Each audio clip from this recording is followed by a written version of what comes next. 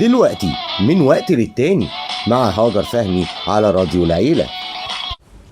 مساء الخير على كل مستمع راديو العيلة في حلقة جديدة من برنامجكم من وقت للتاني.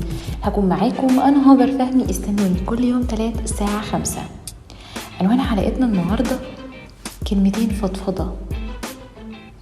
حقيقة مشاعر الناس اللي بتحبك مش بتبان إلا في عز ضعفك، وانت ما عندكش حاجة تقدمها ليهم، وانت مش رايق ولا دمك خفيف فعارف تفك عنهم، ولا حتى قادر زي زمان تشلهم وتسمعهم، علشان وقتها بتكون انت اللي محتاج حد يسمعك.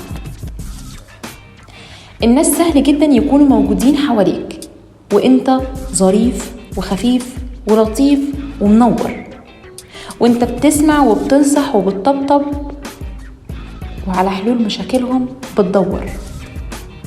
لكن صعب جدا وساعات بيكون مستحيل انهم يختاروا يكونوا جنبك وانت حزين ضعيف مهموم، وانت واقع او موجوع او حتى مضلم. مليون ايد هتسقف ليك وانت ناجح، بس هي ايد واحدة بس ولا 2 3 بالكتير اللي هتلاقيها في ظهرك دايما ايا كان مكانك فيه، وبدون النظر لنجاحك من عدمه. فالقصد خلي دايما عشمك في الناس محدود، وياريت يكون في ناس محدودة كمان، وحاول دايما تفلتر دايرة معارفك علشان ما تفضلش مخدوع كتير باللمة الكدابة وترجع تعيط لما تقع على بوزك.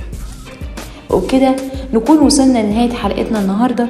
استنوني يوم الثلاث الجاي إن شاء الله في حلقة جديدة. كنت معاكم أنا هاجر فهمي. كنتم مع من وقت للتاني على راديو العيلة.